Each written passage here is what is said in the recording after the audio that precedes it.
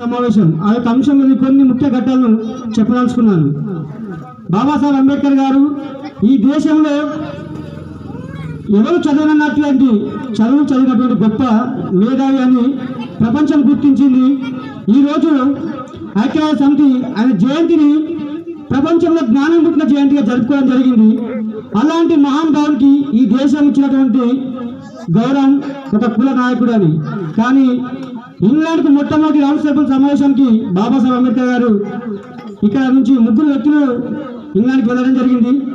1931లో గాంధీ ఒక వర్గానికి ప్రతినిధ్యం వహిస్తూ ఇంగ్లాండ్ వెళ్ళడం జరిగింది. జిన్నా కూడా ఈ ప్రాంతం నుంచి ఒక వర్గానికి నాయకుడిగా వెళ్ళాడు. బాబాసాహెబ్ అంబేద్కర్ 135 కోట్ల ప్రజాప్రతినిధిగా ఇంగ్లాండ్కి వెళ్ళడం జరిగింది. అక్కడికి వెళ్ళినటువంటి 3 ఇంగ్లాండ్ వాళ్ళు అడిగారు, గాంధీ గారు మీరు ఏ కులానికి ప్రాతినిధ్యం వహిస్తూ ఈ దేశం నుంచి ఎవరి కోసం మీరు ఇక్కడికి వచ్చారని చెప్పి అడగడం జరిగింది. గాంధీ అన్నాడు, భారతదేశంలో ఉన్నటువంటి అన్ని వర్గాల కోసం నేను ఇక్కడికి వచ్చాను అని చెప్పారు. అలాగే జిన్నా గారిని అడిగారు. జిన్నా ఏం చెప్పారంటే ముస్లింలకు నేను ప్రాతినిధ్యం వహిస్తూ ఇక్కడికి రావడం జరిగింది అని చెప్పారు. బాబాసాహెబ్ అంబేద్కర్ భారతదేశంలో ప్రతి ఒక్క బిడ్డ కోసం ఇక్కడికి వచ్చాను.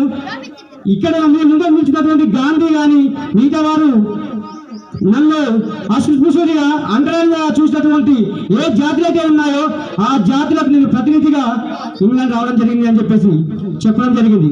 చెప్పిన తర్వాత చాలా రోజులు వారి ఇద్దరి మధ్యలో అక్కడ ఉన్నటువంటి వారి మధ్య చర్చలు జరిగాయి. చర్చలు జరిగిన కొద్ది రోజుల తర్వాత గాంధీకి ఒక రూమ్ ఇచ్చారు, జిన్నాకు ఒక రూమ్ ఇచ్చారు, డాక్టర్ బిఆర్ అంబేద్కర్ గారికి ఒక రూమ్ ఇచ్చారు. వీరందరూ భాష చేస్తున్న క్రమంలో ఇంగ్లాండ్లో ఉన్నటువంటి కొంతమంది జర్నలిస్టులు వీరు ఆ దేశం నుంచి ఇక్కడికి వచ్చారు కదా, మరి దేనికోసం వచ్చారు ఒకసారి వీళ్ళని కలిసి ఇంటర్వ్యూ చేసి వారి యొక్క అంశాలు మనం తెలుసుకుందామని చెప్పేసి అక్కడికి వెళ్ళిన క్రమంలో రాత్రి 10 గంటల సమయంలో గాంధీ తనకిచ్చినటువంటి నివాసంలో సుఖంగా నిద్రపోయాడు. ఎంత సుఖంగా అంటే లగ్జరీగా నిద్రపోతున్నప్పుడు ఆ విలేకరికి అక్కడ అనుచరులను అడిగారు, గాంధీ గారు అతను మనం కలవాలి, మనం ఆయన ఇంటర్వ్యూ చేయాలి, మాకు ఆయన సమయం ఇవ్వండి అని చెప్పి అడిగినప్పుడు ఆయన అనుచరులు చెప్తారు, గాంధీ గారు పడుకున్నారు, మీరు మళ్ళీ ఎప్పుడైనా రండి అని చెప్పేసి తిరిగి పంపించడం జరిగింది. ఆడికల్ జిన్నా దగ్గరికి రావడం జరిగింది. జిన్నా దగ్గరికి వచ్చినప్పుడు కూడా అదే సమాధానం ఎదురవుతుంది విలేకరులకి. ఏమనంటే జిన్నా గారు రాత్రి 11 సమయంలో ఆయన పడుకున్నారు, ఆయన డిస్టర్బ్ చేయకండి, తిరిగి మీరు మళ్ళీ రండి అని చెప్తారు. తిరిగి ఆ ఇద్దరు పడుకున్నారు కదా, మరి ఏం చేద్దామని చెప్పేసి వెళ్తున్న క్రమంలో అర్ధరాత్రి 2 గంటల సమయంలో డాక్టర్ బిఆర్ అంబేద్కర్ గారి గదిలో లైట్ వెలుగుతూ ఉంటుంది. అది చూసిన విలేకరులు ఆశ్చర్యానికి గురవుతారు. అర్ధరాత్రి 2 గంటల సమయం అవుతా ఉంది, గాంధీ పడుకున్నాడు, జిన్నా పడుకున్నాడు, మరి ఈయన రూమ్లో లైట్ ఎందుకు వెలుగుతుంది అని చెప్పేసి ఆశ్చర్యానికి గురై మనం ఆయన దగ్గరికి వెళ్ళి తెలుసుకుందాం. మరి అది అక్కడికి వెళ్ళిన సమయంలో డాక్టర్ బిఆర్ అంబేద్కర్ గారు ఆ 2 గంటల సమయంలో కూడా కుర్చీలో కూర్చుని రాస్తూ ఉంటాడు. ఏం రాస్తున్నాయంటే, నా జాతులు పడ్డ అవమానాలు తిరిగి మళ్ళీ పడకూడదు అంటే నేనేం చేయాలి, నేను నిద్రపోతే నా జాతి అక్కడ మొదటి నిద్రలో ఉంది, జీవితకాలం నిద్రపోతే కాబట్టి నేను పడుకోవద్దు, నా జాతి యొక్క భవిష్యత్తును రాయాలి అని చెప్పేసి ఆ విషయాలు కృషిస్తూ ఆయన రాస్తూ కూర్చుంటాడు.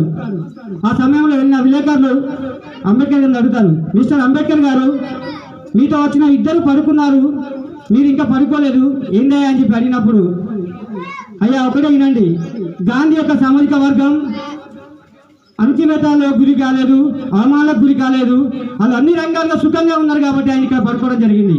అలాగే జిన్నా గారి సామాజిక వర్గం కూడా అణచివేయబడలేదు, ఆయన సామాజిక వర్గం కూడా అన్ని హంగులతో హుందాగా ఉన్నాయి. కానీ నా సామాజిక వర్గం అక్కడ అవమానాలకు మూతికి ముట్టికి చీపులు కట్టుకొని వెలివేయబడేటువంటి జాతులు మావి, అసలు మంచిగా కూడా గుర్తించబడిన జాతులు మావి. ఆ జాతుల ప్రతిజ్ఞ వహిస్తూ నేను ఇక్కడికి వచ్చి పడుకుంటే నా జాతులు జీవితకాలం పడుకుంటాయని చెప్పేసి వారికి చెప్పడం జరిగింది. ఆ చెప్పిన క్రమంలో విలేకరులు ఆయన ఇంటర్వ్యూ చేసి వెళ్ళిన తర్వాత రౌండ్ టేబుల్ సమావేశం జరుగుతుంది.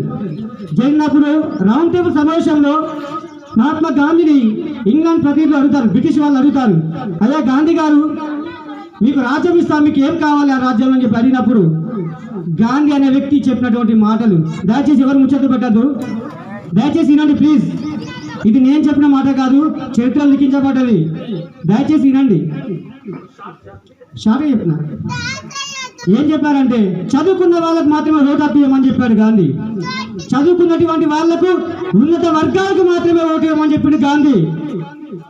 కానీ బాబాసాహెబ్ అంబేద్కర్ 18 సంవత్సరాలు నిండిన ఆడపురుష ప్రతి ఒక్కరికి సమాన హక్కు, ఓటు హక్కు, అది నా జాతులకు ఇవ్వండి, 2 ఓట్ల సిద్ధాంతాన్ని నాకు ఇవ్వండి అని చెప్పాడు.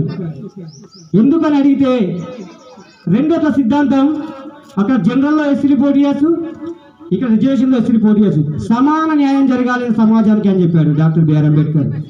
కానీ గాంధీ ఏం చేశాడంటే చదువుకున్న వాళ్ళకే ఓటు హక్కు, చదువుకున్న వాళ్ళకే ఓటు హక్కు అంటే అప్పుడు నా సమాజం చదువు ఉందా? ఇక్కడ ఎవరు చదువుకున్నారు? ఒక వర్గం మాత్రమే చదువుకుంది. ఆ వర్గం ఆయన డబ్బులు ఇచ్చి ఆ దేశానికి పంపింది. కానీ బాబాసాహెబ్ అంబేద్కర్కి భారతదేశంలో ఉన్నటువంటి ప్రతి ఒక్కరు రూపాయి కూడేసి ఆయన ఇంగ్లాండ్కి పంపించడం జరిగింది. మరి ఇక్కడ ఈ జాతర నాయకుడు ఎవరో మనమే డిసైడ్ చేసుకోవాలి. చదువుకున్న వారు అంటే ఈ దేశంలో ఇప్పుడున్న పరిస్థితుల్లో కూడా ఎవరు చదువుకున్నారు? ఇప్పుడు ఎస్సీ ఎస్టీ బీసీలకు మహాత్మా జ్యోతిబా పూలే వల్ల విద్య అందుతుంది. మరి గాంధీ వల్ల ఏ సామాజిక వర్గానికి విద్య అందిందాయా? ఎవరికి అందింది విద్య?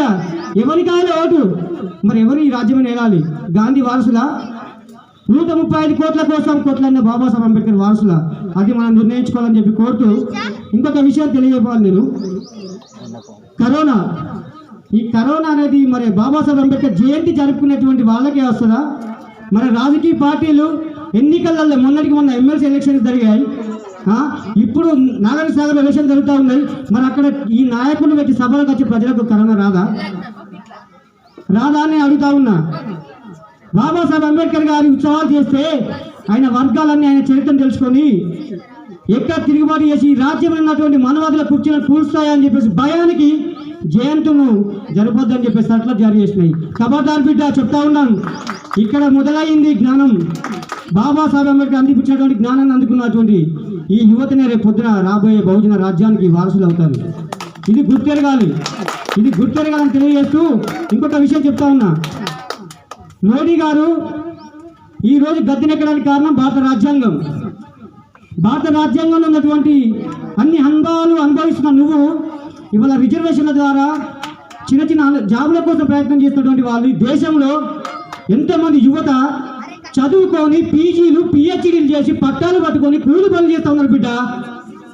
వారి యొక్క బాగోగులతో చూడాల్సిన నువ్వు ఇవాళ ఒక మతం మధ్యలో కొట్లాడుతున్నావు. కానీ నీకు మతమే ముఖ్యం కాదు, అన్నీ ముఖ్యమే. ఆ మతాన్ని కూడా బాబాసాహెబ్ అంబేద్కర్ రాజ్యంలో పొందుపరిచింది కాబట్టి ఇలా నువ్వు వేదికలను స్వేచ్ఛగా మాట్లాడుతూ ఉన్నావు. అది మర్చిపోకు. ఉద్యోగాలు ఇవ్వడం వల్ల ఈ దేశంలో ప్రజలు నీలాగా కాస్త సుఖాలని అనుభవిస్తారని చెప్పేసి బాబాసాహెబ్ అంబేద్కర్ ఆనాడు రాజ్యంలో పొందుపరచడం జరిగింది. కానీ వల్ల ప్రభుత్వ ఆస్తులు నమ్మి నువ్వు ప్రైవేటు పరం చేస్తూ అంబాయిలకు అదాయిలకు ఆస్తులు కట్టబెట్టి వాళ్ళని ఉన్న వాళ్ళని చేస్తూ ఉన్నావు. కానీ ఈ లేని వాళ్ళని చేస్తూ వీళ్ళని ఇంకా అది చేస్తూ ఉన్నావు. అలాగే ఈ తెలంగాణ రాష్ట్రంలో టీఆర్ఎస్ ప్రభుత్వం 11 ప్రైవేట్ యూనివర్సిటీలను తీసుకురావడం జరిగింది. ఈ ప్రైవేట్ యూనివర్సిటీల వల్ల ఎవరికి లాభం జరుగుద్ది? బాబాసాహెబ్ అంబేద్కర్ గారి రిజర్వేషన్లను కుంగ తొక్కడంలో భాగంగానే ఈ ప్రైవేట్ యూనివర్సిటీ తీసుకురావడం జరిగింది. ఈ ప్రైవేట్ యూనివర్సిటీలలో రిజర్వేషన్ ఉండమాట. దాని అర్థం బాబాసాహెబ్ అంబేద్కర్ గారి రిజర్వేషన్ తీసేయాలనే కుట్ర జరుగుతూ ఉంది. దీన్ని గమనించాలి. ఇవాళ 11 యూనివర్సిటీలు ఎవరికి వచ్చినాయి? ఎవరు మల్లారెడ్డి? ఎవరు వారు బాబాసాహెబ్ అంబేద్కర్ ఉద్యమాన్ని భుజాలను వస్తుందా? ఈ తెలంగాణలో 11 యూనివర్సిటీలు ఉన్నాయి. ఈ 11 యూనివర్సిటీలలో ఇప్పటివరకు ఒక వీసీ లేరు, అధ్యాపకులు లేరు, ఉద్యోగులు లేరు.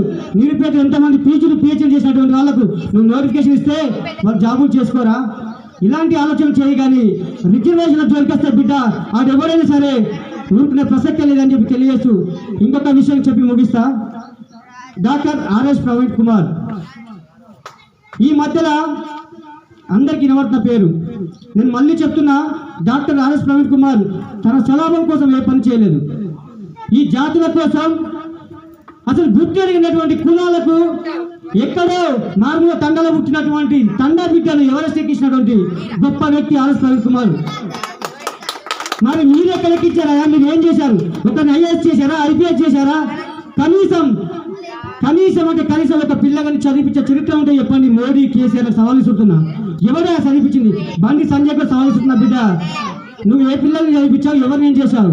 బాబాసాహెబ్ అంబేద్కర్ నిజమైన వారసత్వాన్ని భుజాన మోసుకొని ఇవాళ గురుకులాల ద్వారా ఇవాళ ఆర్ఎస్ ప్రవీణ్ కుమార్ గారు చాలా మందికి చదువు లేని సమాజానికి చదువునిస్తూ, కూడు లేని సమాజానికి కూడునిస్తూ, గూడు లేని సమాజానికి కూడా జ్ఞానం ద్వారా వాళ్ళకి వెలుగులు నింపుతున్నటువంటి గొప్ప వ్యక్తి డాక్టర్ ఆర్ఎస్ ప్రవీణ్ కుమార్.